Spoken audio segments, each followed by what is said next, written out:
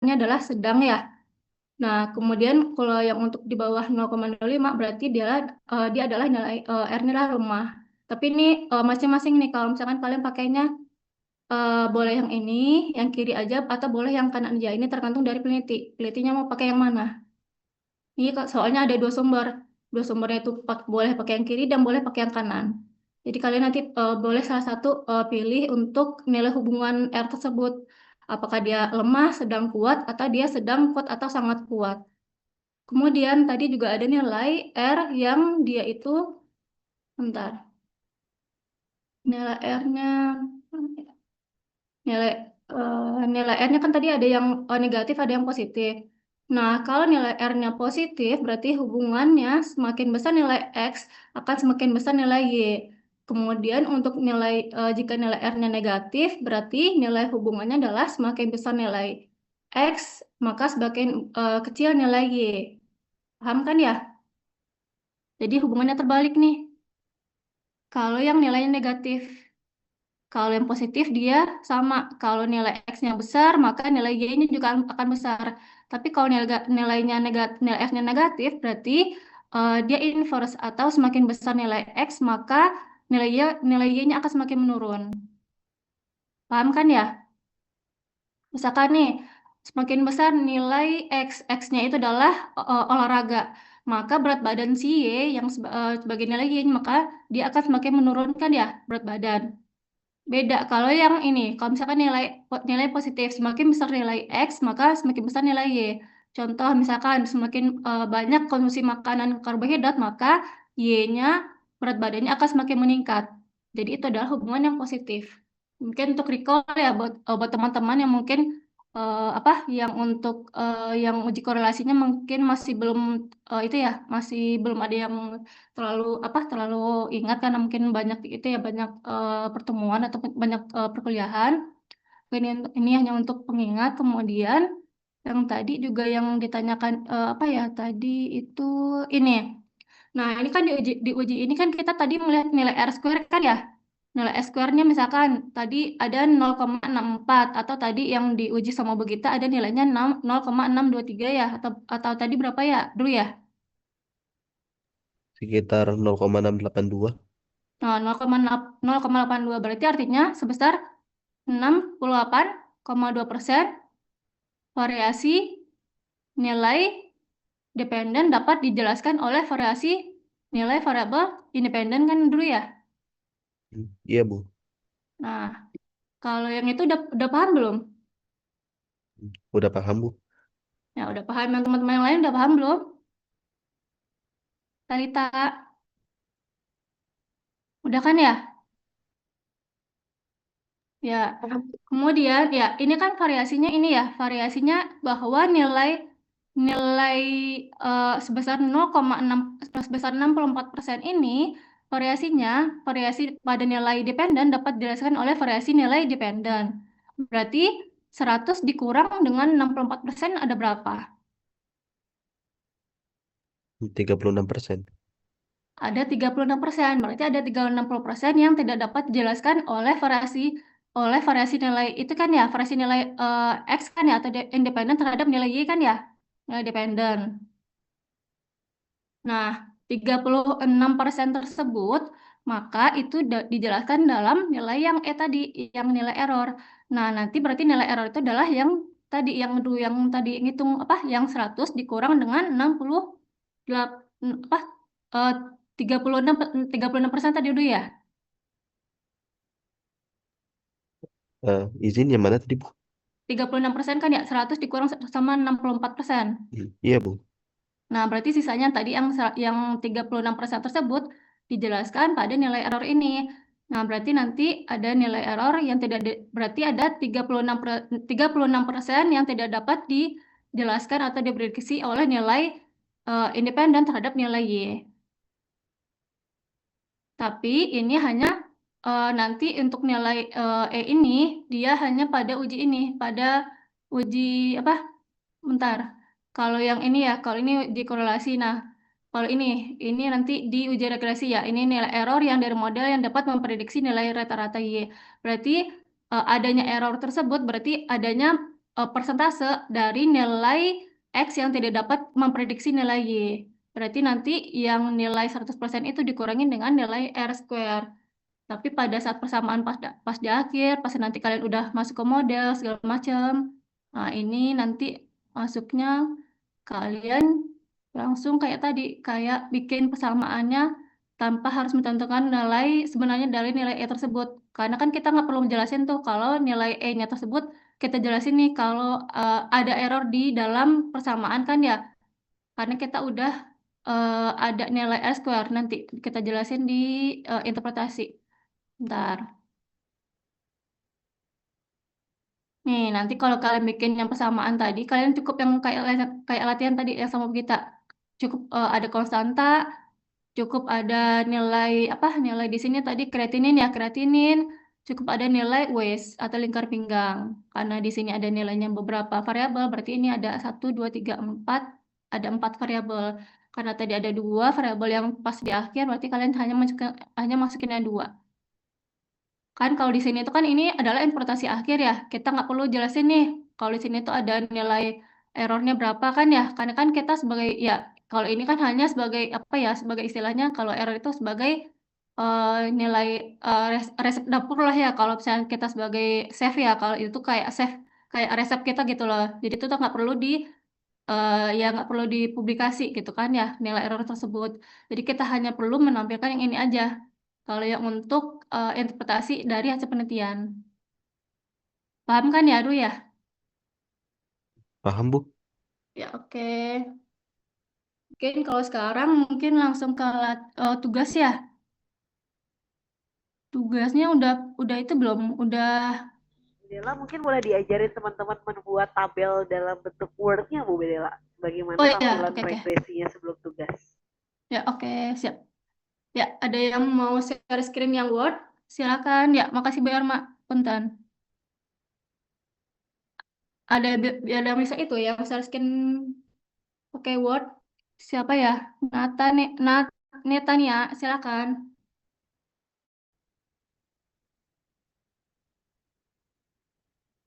Netania, Maaf Bu, saya nggak pakai laptop. pakai tablet. Ya, siapa yang pakai laptop ya? Izin, Bu, saya bisa coba share screen Word-nya. Oh ya, oke, siap. Makasih ya dulu.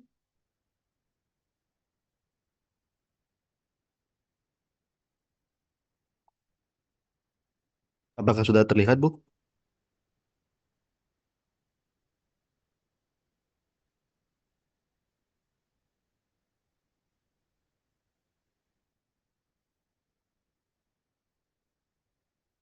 Ya, udah.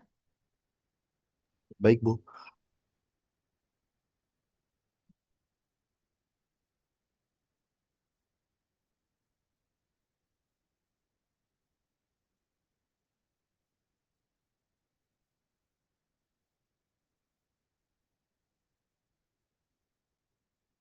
Ya, oke. Yang pertama kalian pinin dulu yang apa?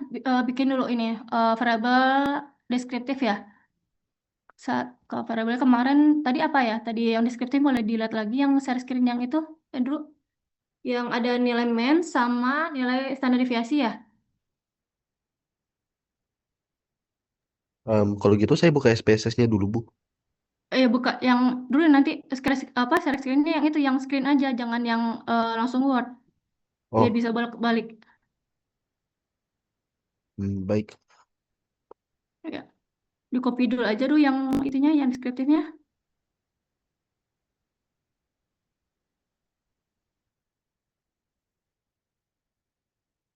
Ya, yang itu boleh di copy dulu ke deskriptif. Ya, kemudian bikin 3 kolom.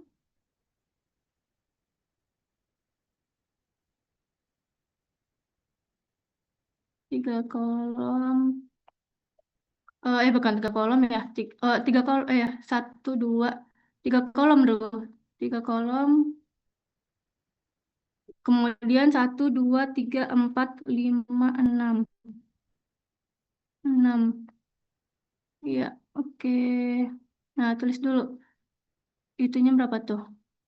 Itu adalah variabel, kemudian nilai mean atau rata, kemudian standar deviasi. Nanti tinggal pindahin ya. Bukan, sebelah kan ada standar deviasinya. Nah, standar deviasi. Ini kan cuma sedikit sih. Nah, nanti dipindahin yang EGFR, LDL, HDL, CR, sama WAIS, dan GDP-nya ke bawah.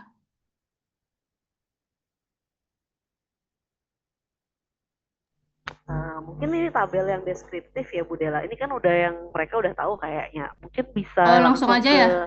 ya yang Oh ya, oke, asumsi oke. sama yang regresinya langsung biar mereka inget-inget sendiri sisanya yang deskriptif Oh, tuh. oke. Siap, oke. Ya, oke, Dok, boleh dihapus dulu, Dok? Apakah dihapus juga tabel deskriptif gambarnya Ya, itu? ya, silakan. Baik.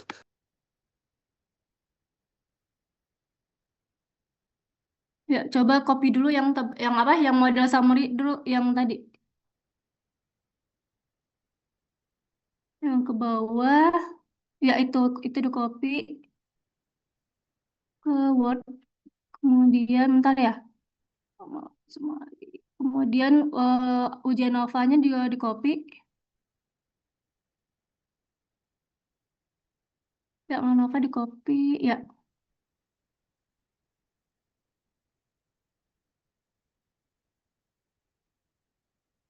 Kemudian yang koefisien,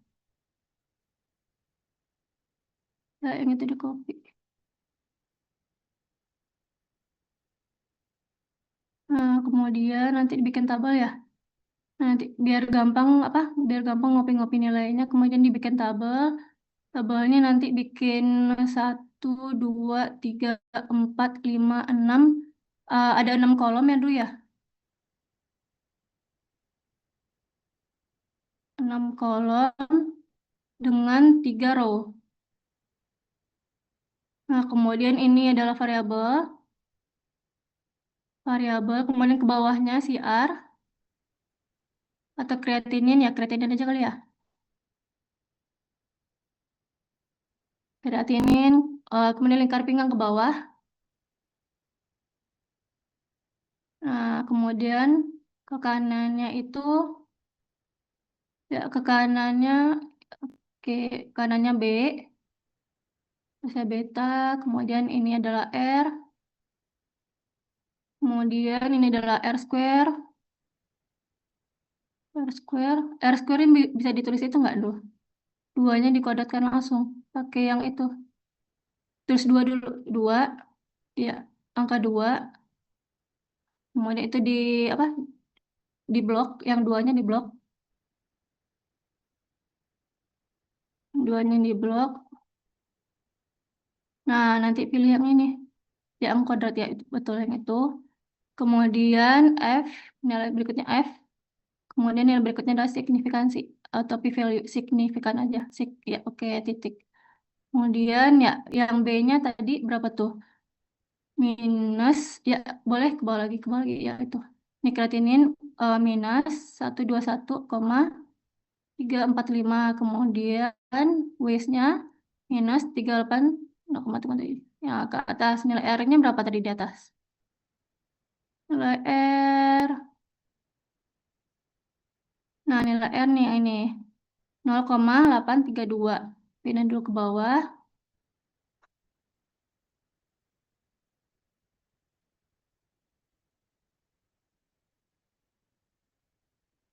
Kemudian nilai R square-nya, ya itu cukup di satu baris saja ya. Nilai R square-nya kemudian 0,692.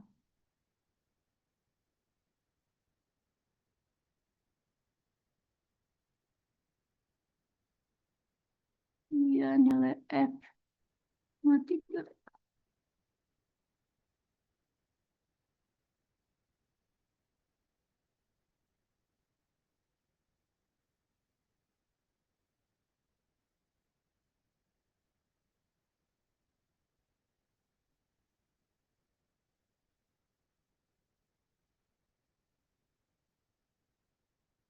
Nilai F-nya berapa tadi tuh?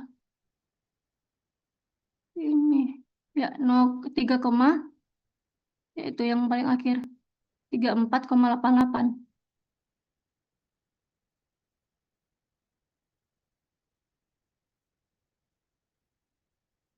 Kemudian nilai signifikansi. Ini adalah signifikansi dari ANOVA.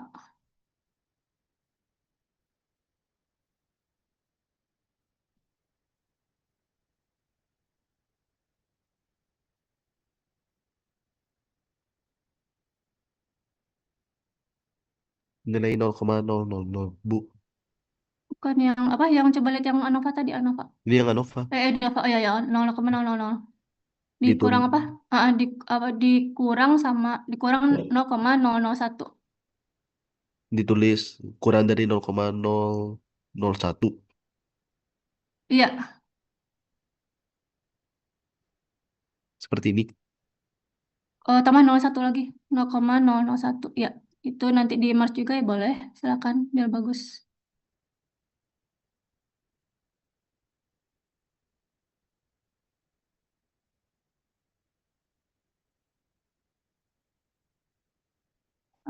Interpretasinya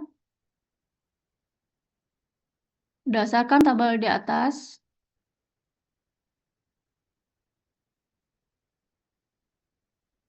didapatkan nilai R sebesar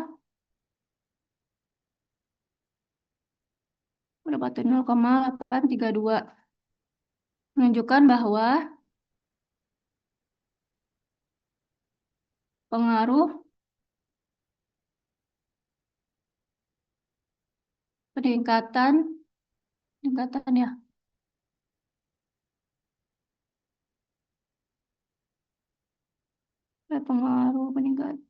pengaruh kadar gula,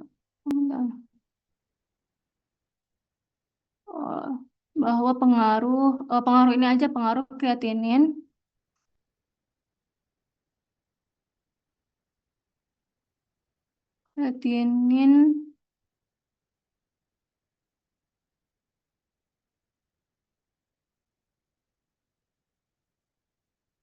dan lingkar pinggang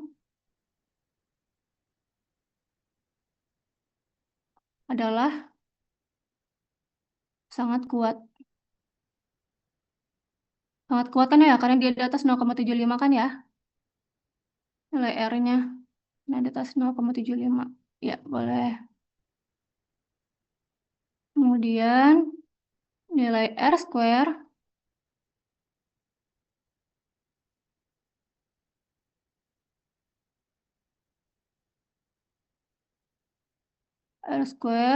sebesar 0,692, menunjukkan bahwa sebesar 69,2%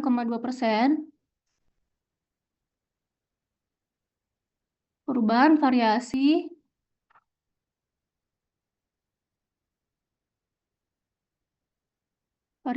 dari EGFR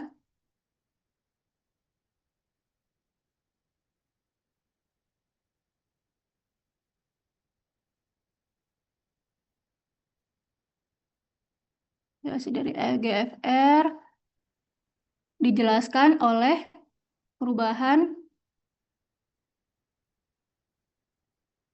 dari kreatinin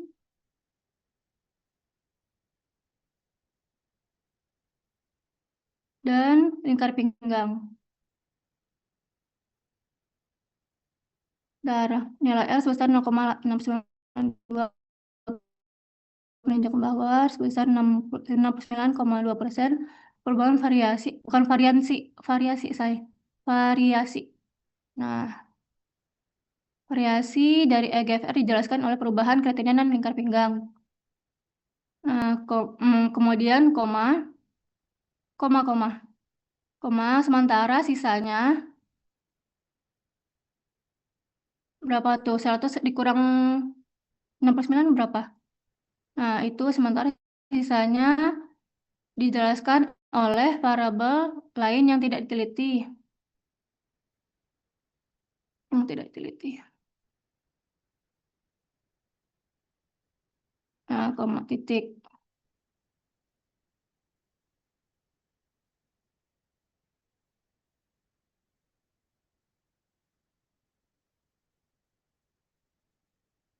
Dan hasil uji F menunjukkan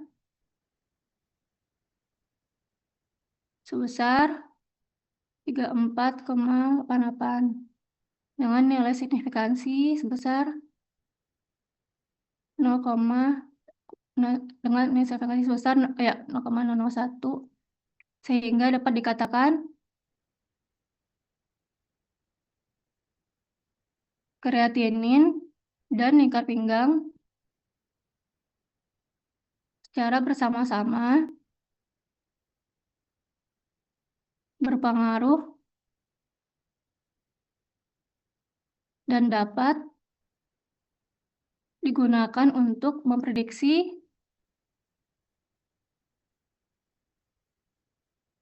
EGFR. Kemudian ya, titik ya. Kemudian hasil uji regresi linear hasil uji regresi linear ini juga menunjukkan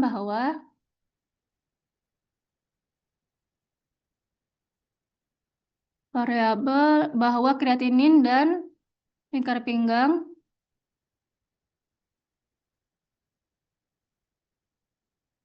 berpengaruh terhadap EGFR dengan dilihat dari nilai signifikansi di bawah 0,005.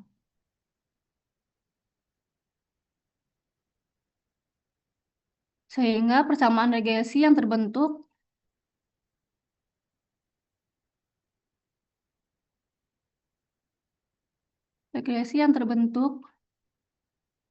sebagai berikut. Ya, titik 2 ke bawah lagi. Ya, di bawah aja. Kemudian di sini terus dulu itu EGFR dalam kurung Y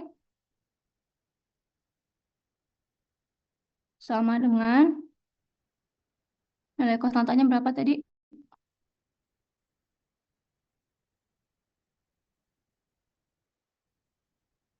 Yang tadi yang di latihan tadi 252,35 kan ya?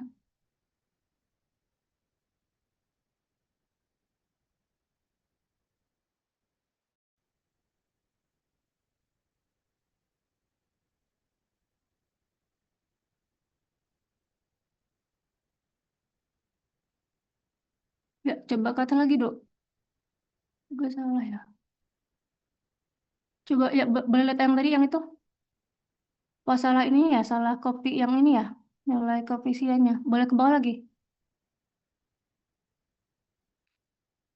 Yang paling bawah. Oh, enggak, ini nilai ini beda. Yang 252 tadi di mana lihatnya? 252. Ah, ini. Ya, ini. Oh, nih, udah. Oke, nilai 252.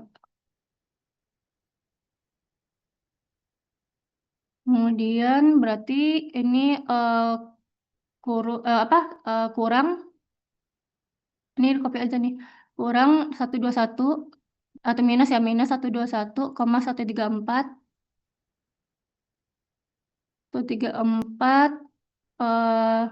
bukan satu itunya, tapi ini namanya kreatinin.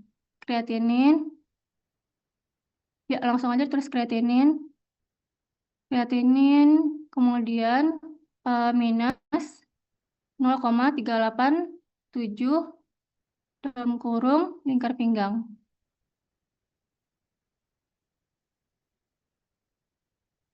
Ya, ke bawah. Dari persamaan ini dapat diuraikan sebagai berikut.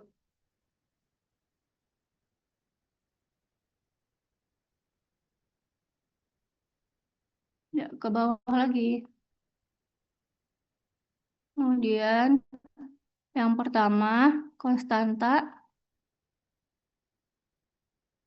Konstanta eh, 252,350. Artinya, jika tanpa variabel kreatinin dan lingkar pinggang, maka nilai EGFR adalah 25,350. Kemudian yang kedua, koefisien regresi variabel kreatinin minus 121,4. Artinya,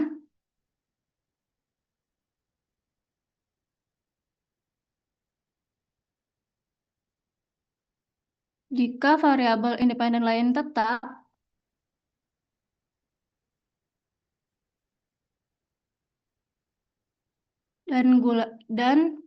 jika variabel independen lain tetap dan kreatinin mengalami kenaikan 1 unit atau satu satuan ya, 1 unit aja boleh, 1 unit, maka nilai EGFR akan mengalami penurunan sebesar 121,345 ya, oke. Kemudian yang ketiga ya boleh, boleh tuh dibaca, itu hampir sama sih itu caranya, tau nggak tuh yang kedua, yang ketiga ya, Andrew tau nggak caranya?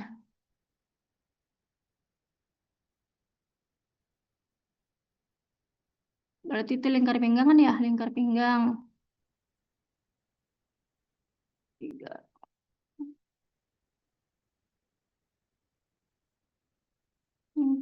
Berarti lingkar pinggang ya, lingkar pinggang. Turunannya sebesar berapa tuh, Dok? 03,87. Oke. Ya, Izin Bu, itu ya. izin Bu, ini Ya, untuk yang lingkar pinggangnya ini dia itu dibilang kenaikan atau penurunan ini? kenaikan. Jadi kalau kan ini kan dia negatif kan ya. Jadi kalau lingkar pinggangnya naik 1 unit atau misalnya 1 senti kan ya, berarti EGFR-nya menurun sebesar 0,387. Oh, itu berarti sama aja. Iya, karena dia negatif. Jadi kalau misalkan lingkar pinggang naik 1 unit, berarti EGFR-nya menurun. Tapi kalau misalkan di sini apa lingkar pinggang di sini hasilnya positif nih. Kalau misalkan ini adalah plus ya, plus. Berarti kalau lingkar pinggang naik 1 unit, berarti EGFR-nya naik 0,387, bukan menurun. Oh, baik Bu. Siap. Ya, itu ya. Nah, ini adalah untuk interpretasi dari hasil regresi linear. Nah, nanti untuk tugas ini udah paham kan ya? Nanti bisa teman-teman semua bisa minta ke Andrew ya, untuk hasil ini. Hmm. Ya Bu, saya bisa share habis ini.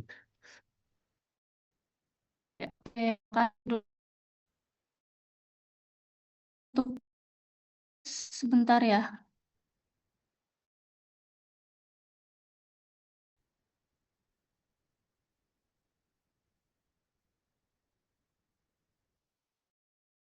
Hmm.